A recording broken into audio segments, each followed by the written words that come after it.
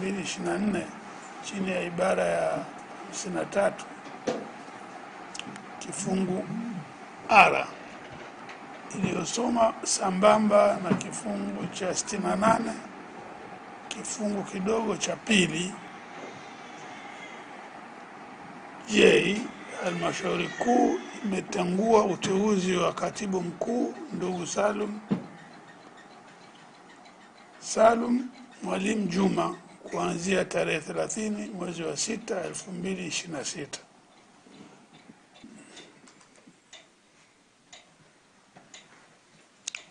Kujipa jukumu la kuwa msemaji wa chama kinyume na katiba ya chama, maadili na ya uongozi na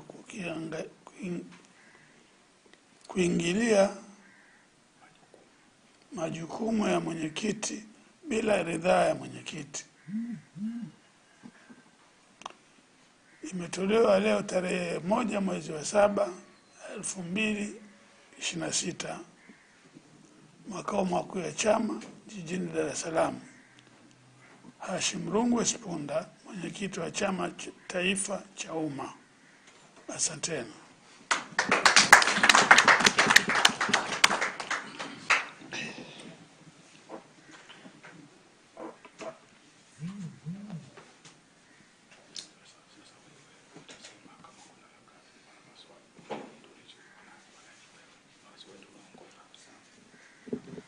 Waheshimiwa waandishi wa habari, sasa baada ya tamko la halmashauri kuu ambalo amelitoa mwenyekiti wa chama taifa, na kama kuna waandishi na maswali, karibuni kwa ajili ya maswali, na kwa sababu hapa mbele kuna viongozi wakuu, maswali yawezekana yakajibiwa na kiongozi yoyote katika dhana ya ushirikishwaji. Karibuni. Asante. Nilikuwa wewe mengine wanatokea East Africa TV. Nilikuwa na swali moja. Tunafahamu ofisi ya katibu mkuu haiko yeye yake. Tunapozungumzia matumizi mabaya ofisi, labda kuna watu wengine ambao wamebainika walikuwa wanahusika naye kwenye matumizi mabaya ofisi, labda kuna fedha na nini, na chama mmechukua hatua gani dhidi ya watu wengine.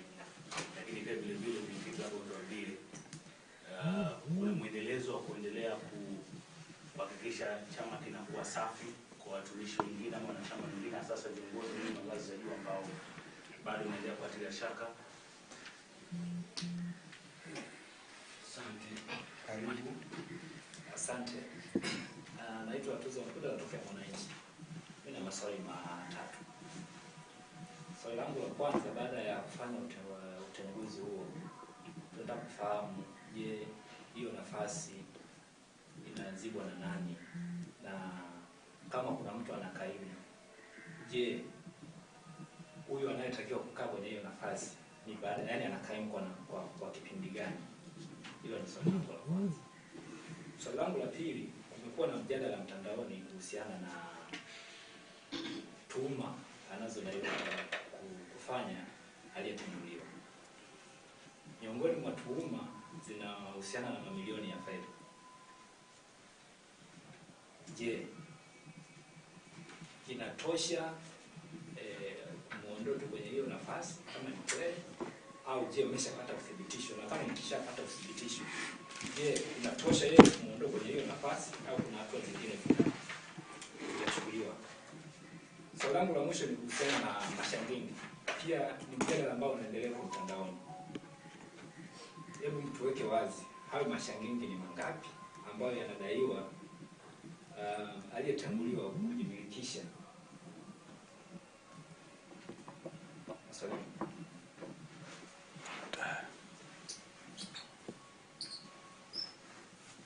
Kimya manake hakuna mtu. Mheshimiwa Naibu Katibu Mkuu, naomba kwa niaba ya viongozi wakuu uweze kujibu maswali haya. Asante. Nani atakuwa anakaimu ametoka kwa mtu kitali kabisa? Utataja wewe. Si ndio mimi nasema nimtaje ili na yeye tumpe hiyo nafasi akiwa anazungumza. Sawa. Karibu. Kuna swali lile la ni nani ambaye tumempa hiyo nafasi ya kuwa katibu mkuu baada ya kutengua na kukaimisha. Tumemkaimisha ndugu Kigaila, Benson Kigaila, ambaye alikuwa ni naibu katibu mkuu wa chama bara. Mpaka hapo ambapo tutaleta uchaguzi mwingine wa chama ili kuchagua viongozi. Alafu jingine la lingine sasa, lingine ambalo lilikuwa la kwanza kwamba ofisi ya katibu mkuu sio mtu mmoja. Sasa ni watu wengine ni nani ambao wanaungana na katibu mkuu kuwajibishwa. Ofisi ya katibu mkuu kwa kweli ni kama ulivyosema, ina watu wengi, lakini kwa sasa hivi kwanza tumeondoa kile kichwa cha huyo mtu, alafu hawa watu wengine tunaendelea kuwafuatilia. Kila tutapopata taarifa nzuri tutawaiteni, tutawajulisha na huyu na huyu na huyu na huyu, kama kawaida ilivyo. Unajua hata polisi wanamzaga na mtu mmoja kwanza, baada ya miezi miwili ndio wanasema na huyu alikuwemo na huyu alihusika, huyu hivi. Basi vitu vya namna hiyo hatuwezi kupruni wote mara moja, hapana. Asante. Na lingine kwamba mnahakikishaje sasa usafi wa chama baada ya hapo? Usafi wa chama. Chama hiki kinataka transparency, yani nataka uwazi, nataka uwazi ya utendaji wetu, ya ufanyaji kazi wetu. Kama mimi ndio mwenyekiti, hakuna kitu cha kuficha hapa kwenye chama. Kila kitu kiko wazi tu. Hapa wote waulize mzee vipi, tukamwambia kila kitu kiko wazi. Kwa sababu haya mambo unafanya si mambo yako ya nyumbani kwako. Kama nyumbani kwako hatuna haja nayo. Kwa hiyo hawa watu waliobaki, hawa waliopo, tumeshaelezana na wao wanafahamu kwamba jamani vipi. Sasa kama hawa walikuwa wapati taarifa vizuri kwa katibu mkuu, inakuwa sasa hakuna kinachoeleweka. Kwa hiyo hawa wananchi tunasema kwamba watafuata utaratibu wa chama unavyotaka. Asante. Kuna swali mwingine anasema kwamba tuhuma, huyu mwananchi anasema tuhuma ni za mamilioni ya fedha. Sasa je, hatua ni kumfukuza tu au kuna hatua zaidi zinachukuliwa?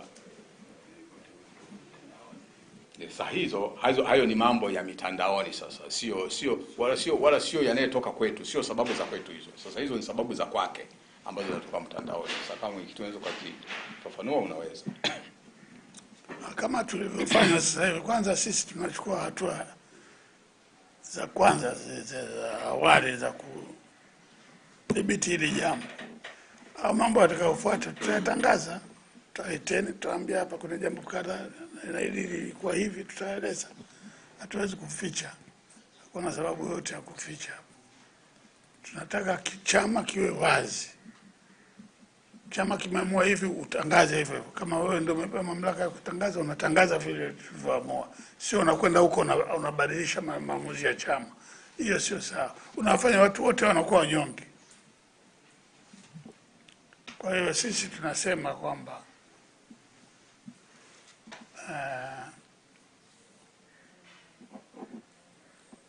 hao wananchi wako tayari kukisaidia chama na kueleza yale yanayojiri wazi kabisa bila kuficha. Na kama yeye sio msemaji atakwambia hii bwana naenda kwa fulani. Maana haiwezi kwa kila mtu analopoka tu. Hiyo ndio tunachoelewa mimi. Asante. Mwenyekiti, tujibu kuhusiana na lile la kuna hatua ambazo mnaendelea nazo kwa sasa, kwa maana labda kufungulia mashtaka dhidi ya hizo. Tumeshajibu, tumesema hiyo ni awali. Si ni jana na leo. Sasa tuko katika utafiti, nafuata na investigation. Ikiwa kamili tutakuiteni hapa, jamani, ni hivi tumefanya hivi. Hatuwezi kwa kila kitu tutoelewa, haiwezekani. Sasa hivi kwanza tunataka chama kibaki kwenye mstari wake, kifanye kazi. Tumemwondoa yeye, tumeweka katibu mkuu mwingine ili kazi iendelee ya chama bila wasiwasi wowote. Kazi ya chama itaendelea, matamko ya chama yataendelea kutolewa. Asante.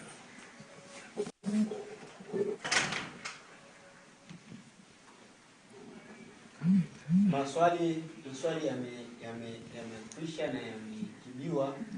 Sasa kwa sababu mwenyekiti ameshawatangazia kaimu katibu mkuu ambaye ni naibu katibu mkuu bara, Mheshimiwa Benson Singo Kigaila, Mheshimiwa kaimu katibu mkuu, ni muda wako sasa wa kuweza kuzungumza na waandishi wa habari, kwa sababu vikao vya halmashauri kuu na vikao vya kamati kuu havikuwa tu kwa sababu ya kujadili watu, vilikuwa kwa ajili ya mipango, na hayo mengine yalikuwa ni ya ziada. Sasa wanachama, wadau, wapenzi wa chama hichi ambao wamekuwa wakituunga mkono kwa muda mrefu wanataka kusikia tunatokani hapa tulipo na tunaendaje mbele. Asante sana Mheshimiwa wanahabari, mimi niwashukuru sana na niwakaribishe hapa makao makuu ya Chauma.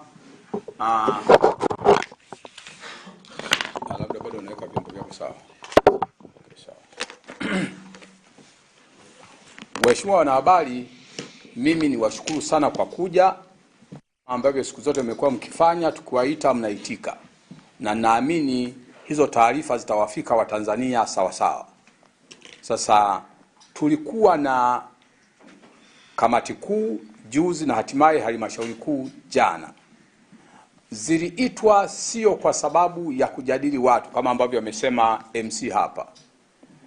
Kamati kuu na halmashauri kuu ziliitwa na agenda zake. Kilikuwa ni kikao cha kawaida cha kikatiba kwa ajili ya agenda zingine, na agenda kubwa ilikuwa ni kuteua bodi ya wadhamini ya chama. Tulifanikiwa kuteua bodi ya wadhamini, ofisi ya msajili wa vyama vya siasa ikiwepo. Baada ya hapo, agenda nyingine ilikuwa ni agenda ya kupitia mpango kazi wa chama wa mwaka 2026-2027 na bajeti yake. Ni kazi, kwa mujibu wa katiba, ni kazi ya halmashauri kuu kufanya hiyo kazi. Kwa ikafanyika hiyo kazi. Kitu kingine ilikuwa ni kupitisha mchakato wa maboresho ya katiba ya chama ambayo tuliazimia kwenye mkutano mkuu wa tarehe 7 mwezi wa 8 mwaka jana kwamba tukimaliza uchaguzi mkuu lazima tuifanyie maboresho katiba yetu vizuri, katiba ya chama hii hapa ambayo tunayo. Kwa hiyo hizo zilikuwa ni sehemu ya agenda ambazo zilikuwa zimeita halmashauri kuu ya jana, lakini ikatokea shida. Na huu niweke vizuri, huu sio mgogoro. Ni tofauti na ambavyo watu wanaweza kufikiria. Hakukuwa na mgogoro ndani ya chama na hakuna mgogoro ndani ya chama. Kilichotokea, lilitokea tatizo. Likatolewa taarifa kwenye kamati kuu kwamba hapa kuna tatizo. Kwa kamati kuu ilijadili tatizo, na tatizo lilikuwa linamhusu mtu mmoja. Maana hapa umeuliza kwamba sasa ofisi ya katibu mkuu ni kubwa na watu ni wengi, ni akina nani wanafuatana naye. Tuhuma hizi zilikuwa zinamhusu mtu personally, sio ofisi. Ni mtu binafsi. Na ndio maana zimejadiliwa, amepewa nafasi ya kujieleza kwenye kamati kuu, na yeye mwenyewe akakiri hizo tuhuma, na akaomba kwenye kikao cha kamati kuu ikiwa kimekaa hapa, akaomba kujihuzuru. Kwa hiyo alijua kwamba hakuna watu wengine ambao wanasaidiana naye kwenye hiyo tuhuma, na ndio maana hizo tuhuma zilianzishwa na secretariat ambao ndio chombo anachofanya nacho kazi, ambacho chombo ambacho yeye ni mwenyekiti. Kwa kama kungekuwa na mtu mwingine ambaye anashirikiana naye, secretariat ingemuunganisha. Kwa hiyo iko namna hiyo. Nilikuwa nataka kwanza kwenye hilo lieleweke, kwa sababu maswali mlivyouliza nikana kwamba huenda kuna kokoro hapa, huenda kuna watu wengine inabidi wakokotwe pamoja naye. Na amesema vizuri mwenyekiti kwamba tunakokwenda, kama tutagundua yoyote alikuwa mshirika wa matendo hayo, naye atashtakiwa kwa mujibu wa katiba kwenye vikao vya chama na ataadhibiwa. Kila mtu ataadhibiwa kwa wakati wake na kwa kosa lake, lakini haiwezi kuwa kosa moja la mtu mmoja yani samaki mmoja akioza tenga zima. Ulikuwa msemo wa zamani huo, sio? Sasa hivi samaki mmoja akioza tunamtoa aliyeoza, tunaendelea na walio wazima, sio? Haiwezi kuwa samaki mmoja akioza tenga zima. Kwa hiyo hatuwezi kwenda na huo msemo, na haiko namna hiyo. Sasa program ni nini?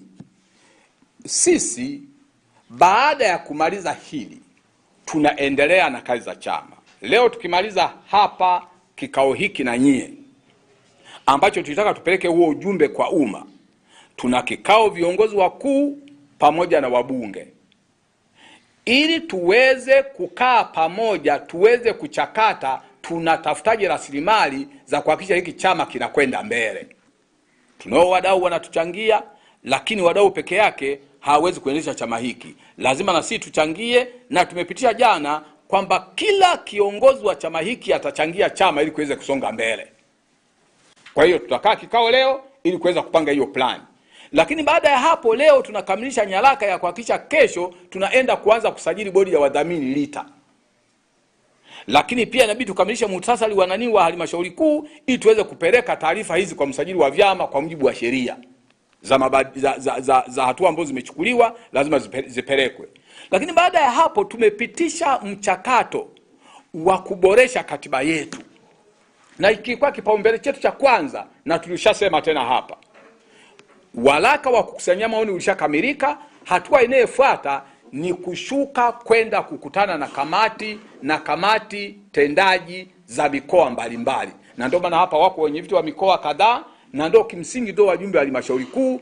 Kwa tumewaeleza na wanashuka kwenda kujipanga ili kuita kamati tendaji za mikoa yao kuanza kukusanya maoni ya maboresho ya katiba. Lakini kuna kazi ya kufanya ya siasa. Tutakwenda ili tuweze kuwaongoza Watanzania namna ya kudai kupewa katiba ya nchi, kwa sababu sisi Chauma tulishaenda hatua mbele. Tulipounda kamati ya kushughulikia maboresho ya katiba ya chama, tuliunda pia kamati ya kushughulikia kupata ibara za katiba ya nchi ambazo ni vikwazo, ambazo tukianza kuandika katiba lazima zibadilishwe. Kwa lazima sisi Chauma tukienda kwa wananchi, hatutapiga kelele tu kwamba katiba hii ni mbaya na nini. Lazima tuwaambie Watanzania ni vifungu vipi au ibara zipi za katiba zinazokwaza maendeleo yao, ili kianza kuandika katiba wapiganie ziondoke. Tutawaambia ni mambo gani ya msingi yatakuwa kuandikwa kwenye katiba ya nchi. Tutawaongoza Watanzania ili wajue wanaposema wanataka katiba mpya wanaitaka kwa sababu zipi. Serikali kuna wakati itanabaisha kwamba inataka kutoa elimu ya Watanzania waielewe katiba. Mmeshaiona hiyo elimu inatolewa? Haijawahi kutolewa. Sasa hawatoi elimu kwa sababu hawana nia watu wapate katiba inayotakiwa. Lakini sisi Chauma tutaongoza Watanzania, na sisi tutawaongoza kwa kutenda, sio kwa kulalamika, kwa kutenda kwamba kibaya ni hiki, kizane, ili tuweze kuhakikisha kwamba haki ya Watanzania inapatikana na chama hiki tunakijenga kwa wivu mkubwa. Mungu awabariki sana. Asalamu alaykum.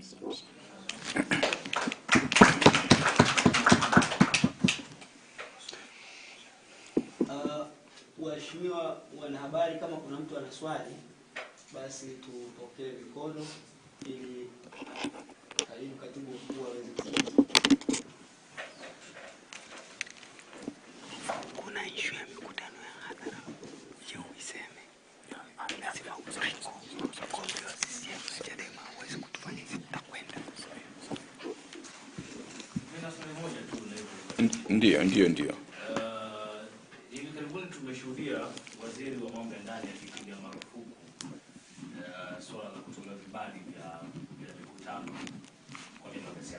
nafahamu chomo mlikuwa bado mjaanza kufanya mkutano. Kama chama msimamo wenu hasa ni upi kuhusiana na vizuio hivi? Mnakubaliana na kile kilichoelezwa na kiongozi huyu wa waziri ni mamlaka husika, na hasa kuhusiana na kile ambacho kimekuwa kikijadiliwa mtandaoni juu ya mamlaka alionayo na kuagiza na kutoa tamko kama hilo? Msimamo wa chama ni upi? Asante. Kama kuna swali lingine ndio tujibu pamoja. Ndiyo kaka. Asante. Mimi nilikuwa naulizia kuhusiana na hayo mageuzi ya katiba yenu kwanza, chana na hiyo katiba ya nini? Ndiyo. Ya taifa. Ndiyo. Je, yamegusia maeneo gani katika hiyo katiba yenu? Au katika mabadiliko mliyofanya? Lakini swali langu lingine ni kuhusiana na ulipotolea ufafanuzi kuhusiana na anayetuhumiwa kufanya hayo makosa. Ndiyo. Je, kwa sasa hivi yeye atabaki kama nani? Kada wa kawaida au ni nani? Na katiba yenu inasemaje ikiwa mtu ametenguliwa? Je, anaruhusiwa kuishiriki kwenye vikao vya maamuzi au ndio inakuwa moja kwa moja? Asante. Nianze na la mwisho. Maana tabia yangu na mnaijua. Naanzaga na la mwisho ambao watu wote bado wanalikumbuka. Kwamba baada ya Salum Mwalimu kutenguliwa uteuzi wake wa ukatibu mkuu, atakuwa nani kwenye chama? Atakuwa mwanachama wa kawaida. Atakuwa mwanachama wa kawaida na katibu mkuu aliyetenguliwa. Atashiriki vikao vya maamuzi. Atashiriki vikao vya maamuzi kwenye tawi lake, kwa sababu kwenye tawi la chama kila mwanachama ni mjumbe wa mkutano mkuu wa tawi. Wanayeshiriki vikao vya maamuzi kwenye vikao kama kamati kuu, halmashauri kuu, mkutano mkuu, kamati tendaji ya jimbo, ya mkoa ni viongozi na wametajwa na katiba. Sasa kama akiwa bado hana uongozi wowote, atashiriki maamuzi ya mkutano mkuu wa tawi lake. Ndio utaratibu wa kawaida. Kwa hiyo sasa hivi ni mwanachama wa kawaida. Kwa hiyo atashiriki katika capacity hiyo kama mwanachama wa kawaida. Kwa hiyo nadhani tumeelewana. Kwa hakuna namna ya kuweza kumpeleka kwenye mkutano mwingine akafanya maamuzi, kwa sababu ukiwa huna nafasi yoyote unakuwa mwanachama wa kawaida. Sasa cha pili, kwenye maboresho ya katiba ya chama, umesema tuache ya nchi. Kwenye ya chama ni mambo gani hasa yanaboreshwa? Sasa ni hivi kaka. Nimesema ndo tunaanza mchakato ambacho kimeandaliwa na kimeshushwa kwenye ngazi za mikoa. Ni waraka, kwa Kiingereza unaitwa white paper, waraka wa kukusanyia maoni. Waraka unakuwa namna gani? Waraka ni kitu tumekitengeneza, kina column 4. Na column sijui Kiswahili chake ni nini mimi kwa kweli. Kuna column 4. Column ya kwanza tumeorodhesha ibara zote za katiba ya chama kama zilivyo sasa. Hiyo ni column ya kwanza. Yaani ibara kama zilivyo. Column ya pili kuna maoni ya waraka. Kwenye kila ibara maoni yanatolewa kama hii ibara ibadilike, isomeke hivi, au iondolewe, au ibaki kama ilivyo. Pale kwenye column ya pili ndio kuna maoni ya waraka. Column ya tatu kuna sababu kwa nini. Kama ibara hii iko namna hii ilivyo sasa, tunataka iondolewe, sababu ni nini? Kama ibara hii iko hivi, tunataka isomeke tofauti, sababu ni nini? Na kadhalika. Mwisho kuna kuwa na maoni ya mtu anayetoa maoni, mwanachama au kiongozi. Kuna ndio unatoa maoni. Maana ili mtu aweze kutoa maoni, inabidi uone ibara ya sasa ikoje. Maoni yanayetolewa ni nini? Mapendekezo ni nini? Na sababu ni nini? Sasa wewe ndio unatoa maoni yako. Sio kama unaelewa? Hiyo ndo nyaraka ambayo imetengenezwa, bado inashuka kwa nani? Kwa viongozi na wanachama ili watoe maoni ili irudi. Sasa nikianza kusema mambo yaliyopendekezwa ni haya na haya na haya, maana yake nataka kusema mimi ndo naandika au tumeshaandika katiba tayari. Si ndio maana yake? Unapotaka kuwapelekea watu wakatoe maoni, huwezi tena ukasema yaliyezingatiwa ni haya.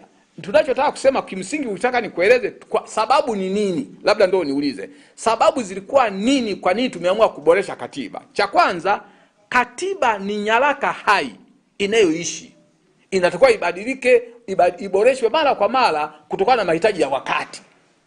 Kwa hiyo sababu ya kwanza. Lakini sababu ya pili, tumetaka kiandikie chama katiba imara. Chama imara kinahitaji katiba imara, katiba inaenda na wakati, ifafanue itikadi zake kwa sasa, ifafanue falsafa yake, malengo yake ya kisiasa, ya kiuchumi na kijamii. Kwa hizo ndo sababu zilifanya kwa mazingira tulionayo katiba yetu inatakiwa ifanywe iwe bora kiasi hicho na iakisi na ukubwa wa chama wa sasa. Kwa ndo sababu. Lakini maeneo yako mengi sasa hatuwezi kuyasema hapa, maana mimi nikisema hili tunataka liwe namna hii, maana si lazima niseme hili tunataka liwe namna hii. Maana sasa na wazuia wanachama kule wasitoe maoni, kwa sababu tumeshawafunga kwamba sisi viongozi tunataka hili liwe namna hii. Sisi kama unanielewa vizuri. Unapotaka watu watoe maoni, hutangulii kuwazuia. Wewe ukatoa maoni yako afu kawazuia watoe maoni. Wanatoa maoni, ni demokrasia, wako huru, yakirudi kule yanachakatwa na vyombo vya chama, afu baadaye tuweketa kwenye mkutano mkuu unapitisha hiyo katiba ya chama baada ya kukubaliana. Sio kama umeelewa vizuri. Kwa hilo la katiba kaka liko namna hiyo. Swala la waziri wa mambo ya ndani. Unajua mimi niwaeleze. Hii tabia ya serikali kushiriki kuvunja sheria inatakiwa kupingwa na kila Mtanzania anayetaka utawala wa sheria hadharani na sirini. Haya mambo lazima yapingwe. Kwa sababu haiwezekani. Unajua iko sheria ya vyama vya siasa na jeshi la polisi na polisi wasaidizi. Ndio sheria inayosimamia vyama. Imeweka utaratibu wa namna gani vyama vinaweza kufanya mikutano, imeweka utaratibu ni namna gani vyama vinaweza kufanya maandamano. Hiyo sheria, anayetakiwa kusimamia hiyo sheria ni jeshi la polisi na sio Katambi, waziri. Sasa waziri akiingia akapiga marufuku utoaji wa, na sio vibali, nyewe mnakosea. Kwa mujibu wa sheria namba 5 ya vyama vya siasa ya mwaka 92 pamoja na maboresho yake, haisemi vyama viombe vibali kufanya mikutano. Chama kikitaka kufanya mkutano au maandamano kinampa taarifa kamanda wa polisi wa wilaya kwamba na kimpe taarifa kwenye muda usiopungua masaa 48 mpaka wakati wa kufanya nini huo mkutano au maandamano. Na lengo ni kwamba ili polisi aandae ulinzi, sio polisi azuie, aandae nini ulinzi. Polisi anachoweza na inasema polisi akisema hutafanya lazima atoe sababu. Sababu inaweza kuwa kiwanja unachotaka kufanyia kuna mtu mwingine anafanyia, kwa tafuta kiwanja kingine. Au siku hiyo sisi hatuna polisi wa kutosha kwa sababu labda rais yuko hapa au nani yuko hapa, kwa tunaomba utafute siku nyingine. Lakini sio taarifa za kiintelijensia. Kwa sababu kama mna tishio la usalama kwenye mkutano wa Chauma, manake ndo kazi ya polisi kupeleka ulinzi, sio kuzuia Chauma asifanye mkutano. Make sasa polisi wetu wanafanya hivyo kwa sababu tuna taarifa za kiintelijensia kwamba hakutakuwa na usalama kwa msifanye mkutano. Kwa hiyo ina maana mimi nikiwa chama pinzani na chama kingine wakitaka kufanya mkutano, mimi nitaleta tishio halafu kingine chama sikifanye mkutano, si ndio maana yake? Ndio maana polisi wapo. Kama kuna tishio, kama kuna taarifa za kiintelijensia, inatakiwa polisi ndio waongeze ulinzi au wamkamate yule anayeleta tishio. Ndio utaratibu wa kawaida. Lakini haya mambo kuturudisha kwenye enzi za Magufuli, haya mambo wa Tanzania lazima tuyapinge. Magufuli alivunja katiba, alivunja sheria, tukamnyamazia. Huyu naye anataka kufuata nyayo za Magufuli, tumkatalie na tumpinge mapema. Na Chauma haiwezi kukubali. Hatuwezi kukubali mambo ya namna hii. Haya mambo, sasa sikiliza, hii itakuwa banana republic sasa. Kwa sababu sasa, sasa mtu mmoja anaamka leo anasema kwamba hakuna kutoa vibali. Huyo ni waziri. Na mwingine akiamka kutoa lingine. Na hilo swala linavunja sheria ambazo wamezitunga wao na wameapa kuzilinda. Sasa tutakuwa na viongozi wa namna gani? Wanayevunja sheria kwa Tanzania tu tunawachekea? Hapana, sio sawa. Hili swala litakuwa kupingwa. Hili swala litakuwa kufanya nini? Kupingwa. Na si Chauma tupinga kwa nguvu zetu zote. Tunalipinga kwa nguvu zetu zote.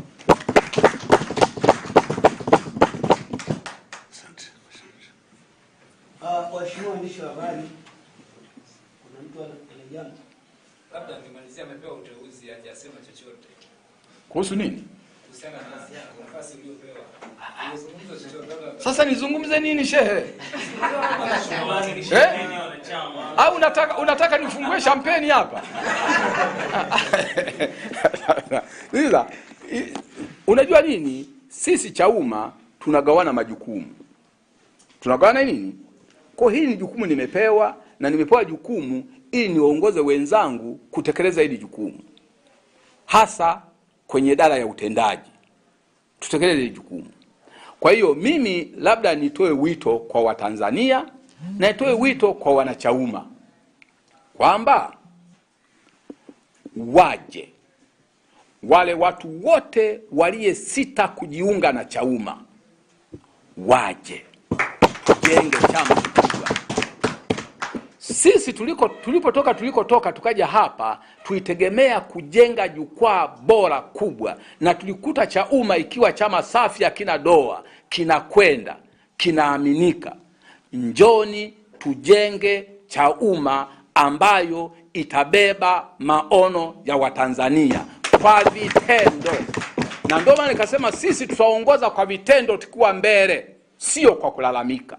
Tutawaeleza watu hili liko namna hii na tutatenda tukiwa mbele yao.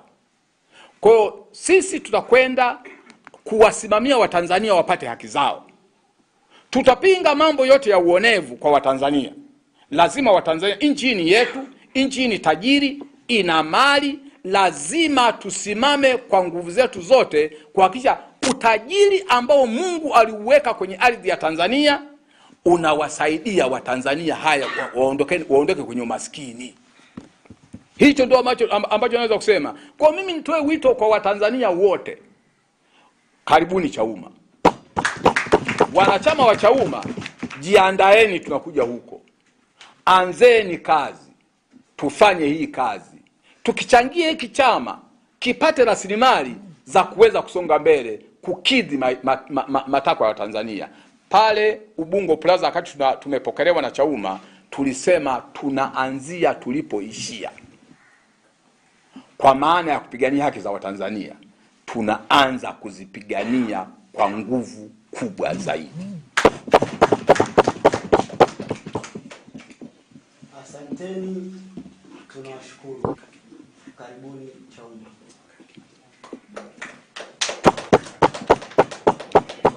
Kuna kitu nataka kuongea.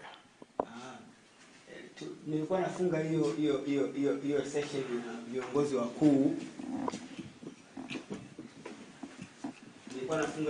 ya viongozi wakuu. Sasa kwa utaratibu wa kiitifaki, mwenyekiti akishazungumza, na kwa sababu waandishi wako hapa, tuna uwezo wa kupata fursa, kwa sababu tuna ofisi nyingi. Kama kuna jambo ambalo mwenyekiti wa wanawake anataka kuzungumza, kama interview ndogo ndogo, tunaweza kufanya hivyo. Maana kuna nafasi ya makamu mwenyekiti wa wanawake anataka kuzungumza, na kwa sababu tuna